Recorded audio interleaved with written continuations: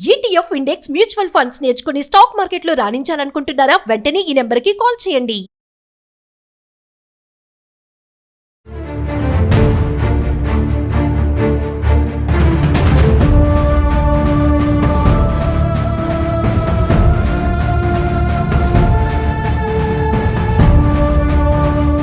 Hi hello నమస్తే welcome to Suman TV. Mahabubabad జిల్లా అమ్నగల్ శివారు గుండలగడ తండాలో ఉదయం పూట దారుణమైన సంఘటన చోటు చేసుకుంది. వాళ్ళకి సంబంధించినటువంటి మిషన్ ఏతుందో వరికి సంబంధించినటువంటి వ్యవసాయ పనులకు సంబంధించినటువంటి వరిను సంబంధించిన మిషన్ ప్లస్ అండ్ ఒక ట్రాక్టర్ని కూడా పూర్తిగా దగ్ధం చేసిన పరిస్థితి ఉంది. మనం విజువల్స్గా చూసుకోవచ్చు. ఇక్కడ మరి ఎందుకు దగ్ధం చేశారో ఏంటి అనేది కూడా మనకి మాట్లాడడానికి మాత్రం సంబంధించినటువంటి ఆ కుటుంబ సభ్యులు కూడా మనతో పాటు ఉన్నారు. అడవి ఉదయాన్నే అడవిలో ఇంటి దగ్గర ఉన్న నేపథ్యంలో కొంతమంది ఒక 10 మంది దాకా ఇంటికి వచ్చి వాళ్ళకి కారం పొడి కత్తులతో వచ్చారని వాళ్ళు స్థానికులు చెప్తున్నారు. మరి ఏం జరిగింది ఒకసారి మరి వాళ్ళ మాటల్ని అడిగి తీసుకునే ప్రయత్నం చేద్దాం. చెప్పండి అసలు ఏం జరిగింది ఇక్కడ? సార్ ఈరోజు ఉదయం 10:30 ప్రాంతాన అంటే ఇప్పుడు ఈ తండా వాసులే దాదాపు ఒక ఆడోళ్ళు ఒక 10 మంది మొగలు 10 మంది కలిసి సార్ ఈరోజు ఉదయం 10:30కి ఈ సంఘటన జరిగింది సార్. అయితే వాస్తవానికి ఈ సంఘటన జరగడానికి రీజన్ ఏంటంటే మా బామ్మర్ది సార్ ఆల్రెడీ ఇంతకుముందు మ్యారీడ్. అయితే ఆయనకి ఆల్రెడీ ట్విన్స్ పిల్లలు. బామ్మర్ది పేరు ఏంటి? మా బామ్మర్ది పేరు వచ్చేసి మల్చూరు సార్, లోనాథ్ మల్చూరు. అతను బీటెక్ చదివిండు. అయితే ఉద్యోగం రాక వ్యవసాయం చేసుకుంటున్నాడు. వాళ్ళ తండ్రి గారు ఇచ్చిన ఆస్తిని వ్యవసాయం చేసుకుంటున్నాడు. అయితే ఆయన మ్యారేజ్ కూడా అయింది. ఆయనకి 2 ట్యూన్స్ పిల్లలు అంటారు, ఆడపిల్లలు. అయితే వాళ్ళ భార్యకి ఆయనకి మిస్అండర్స్టాండింగ్ వల్ల గొడవ అంటే ఆమెను కొడితే ఆమె తల్లిగారింటికి వెళ్ళిపోయింది. అంటే విడాకులు తీసుకోలేదు సార్.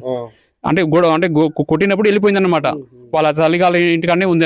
అయితే ఈ క్రమంలో ఇప్పుడు ఆమె వెళ్ళిపోయి కూడా ఇప్పుడు 2 నెలలు ఏవో అవుతుంది. అయితే మన వీళ్ళ తండ వాసులే వేరే లేడీతో అక్రమ సంబంధం పెట్టుకున్నాడు వీడు. అక్రమ సంబంధం వల్ల ఇద్దరు కుమ్మకై ప్లాన్ చేసుకుని వాళ్ళు బయట లేచిపోయారు అనమాట. నెలలు కాదు సార్, ఇప్పుడు వారం అవుతుంది సార్ సుమారు. అయితే వారం లోపే వాళ్ళు మా ఇబ్బందిలో ఉన్నారంట. అయితే జగన్ వాళ్ళు అంటే అడ్రస్ కనుక్కొని వాళ్ళను పట్టుకున్నారంట. పట్టుకొని పోలీస్ స్టేషన్ వాళ్ళకి ముందుకు ఫోన్ చేస్తే పోలీసులు వాళ్ళని డోర్లు అంటే లోపల ఉండేనట రూమ్ రెంట్కు తీసుకొని ఉంటున్నారంట వాళ్ళు. అయితే పోలీసులకు సమాచారం ఇంటి ఓనర్ ఇవ్వగానే వాళ్ళకు పోలీసులు వచ్చి స్టేషన్కి తీసుకుపోయారంట. మల్చూర్ని లేడీని తీసుకుపోయి మన పోలీసులు అక్కడ వాళ్ళు విచారించి ఆ తర్వాత మహిళా పోలీస్ స్టేషన్కి అప్పచెప్పారంట. అయితే అక్కడ నిన్న సాయంత్రము ఈ మల్చూరు ఏం చేసినట్టే మళ్ళీ అక్కడ మహిళా పోలీస్ స్టేషన్కి వెళ్ళి ఏదో సిగ్నేచర్ పెట్టాడంట. సిగ్నేచర్ పెట్టి మళ్ళీ లేపుకోపోయాడంట. ఈ లేపుకోపోయిన తర్వాత ఈ రోజు ఉదయం 10:30 గంటలకు వీళ్ళ తండ వాసులే ఆడోళ్ళు మొగోళ్ళు అంతా ఇంటి మీదకి వచ్చి దౌర్జన్యం చేశారు సార్. ఈ ట్రాక్టరు, మిల్లరు, బోర్ మోటరు, మళ్ళీ ఈ మల్చూరు ఉండే ఇల్లు అంతే దగ్ధం చేశారు సార్. మన నిప్పు పెట్టేసిన అనమాట ఈరోజు ఉదయం. వాస్తవం సార్ ఇక్కడ ఏం జరుగుతుందంటే ఇప్పుడు ఇలా కుటుంబ అంటే మా మామకి ఆల్రెడీ వాళ్ళు అంత వచ్చారు కదా సార్. ఇప్పుడు మా మామని కొడదామని వచ్చారంట వాస్తవానికి. ఇక్కడ ఉంటే కనుక ఈయనకి సముదాన్ని కత్తి పట్టుకుని వచ్చారంట. అయితే ఈయన వీళ్ళ తండ్రి ఇంట్లో ఇప్పుడు మా మామ ఉన్నాడు, ముస్లాం అది ఇద్దరే ఉన్నారు వీళ్ళిద్దరు. అయితే ఒక పొరుడు వచ్చి ఏమంటాడో తెలియదు. అయితే నీకు సముదాన్ని పెద్దనాన్న సముదానం చూస్తారు, నువ్వు పక్క దాక్కు అని చెప్పేసరికి నేను దాక్కున్నాడంట. దాక్కునేసరికి వచ్చి ఆ జగన్ గారు ట్రాక్టర్ ఎక్కిండట. ఎక్కి మొత్తం మన రోకలు ఉంటాయి కదా సార్, దాంతో కొట్టినట. రోకల మండతో మొత్తం కొట్టిన తర్వాత ఈ పక్క ఇంట్లో పెట్రోల్ కిరాణా కొట్టు ఉందంట. వాళ్ళ అత్తమే కిరాణా కొట్టు నడుపుతుంది. అయితే డీజిల్ క్యాన్, పెట్రోల్ క్యాన్ తీసుకువచ్చి ఈ పరికరాల మీద ఆయిల్ పోసి నిప్పట్టించారు అనమాట. నేను లేను సార్ ఇక్కడ, నేను పక్కా పోయినా. అయితే వాళ్ళు ఆడ మాట్లాడుతాను మేము. మా కొడుకే సార్. అయితే మేము ఇక్కడ ఉంటాను.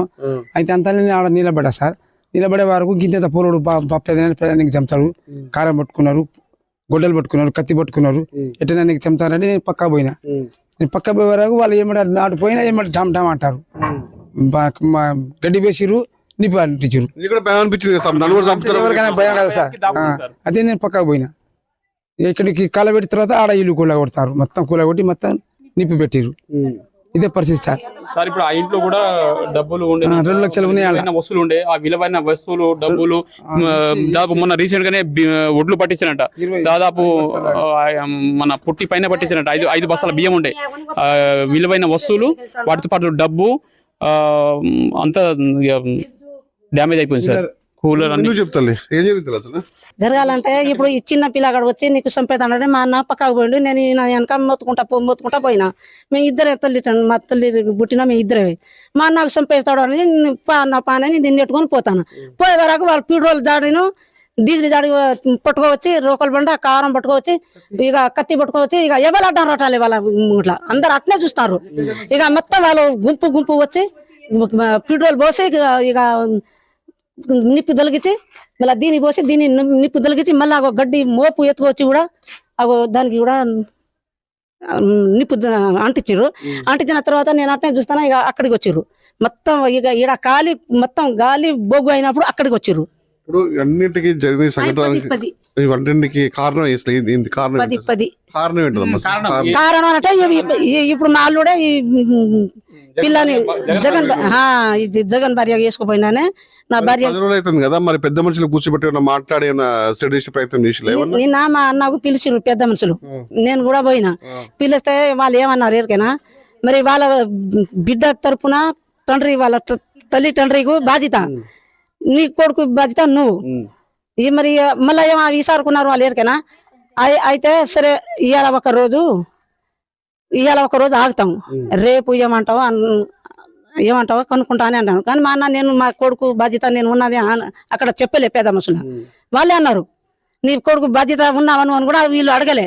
ఏమో ఈసారి కొని నువ్వు రేపు చెప్పు అంటే ఈయన చేసింది తోలిరు ఎక్కువ బండి హకాలే వాళ్ళు విన్నారు కదా. వీళ్ళ వాదన మొత్తం ఒక 10 రోజుల క్రితం మాత్రం సంబంధించిన మల్సూరు అమ్మాయిని మొత్తం తీసుకుపోయిండు, అంటే అక్రమ సంబంధంతో. దీనికి పసిగట్టిన వంటి వాళ్ళ భర్త ఎవరైతే ఉన్నారో తను ఇక్కడికి వచ్చి వాళ్ళ సంబంధించిన ఆస్తి ట్రాక్టర్ అయితే ఉందో దానికి వ్యవసాయ యంత్రం ఏది దాన్ని కూడా దాన్ని మొత్తం నిప్పి పెట్టి కాల్చే ప్రయత్నం చేశారు. అడ్డు వచ్చి వాళ్ళ నాన్న ఉంటే మొత్తం ప్రాణ పరిస్థితి తప్పించుకుందని చెప్పేసి ఇక్కడ స్థానికులు చెప్తున్నారు. దీనిలో అంటే స్థానికులు సమాచారం ఇచ్చడంతో ఫైర్ స్టేషన్ వాళ్ళు కూడా వచ్చి కూడా మొత్తం మంటలను ఆర్పేశారు. ఇక్కడ ఇదే కాకుండా మరో చోట కూడా వాళ్ళ ఇల్లు కూడా పూర్తిగా దగ్ధమైంది తెలిసింది. చూద్దాం, మరి అక్కడ కూడా ఒక పెద్ద మనుషులు కూడా ఉన్నారు, వాళ్ళు కూడా తెలుసుకుని పూర్తిగా వివరాలు తీసుకునే ప్రయత్నం చేద్దాం.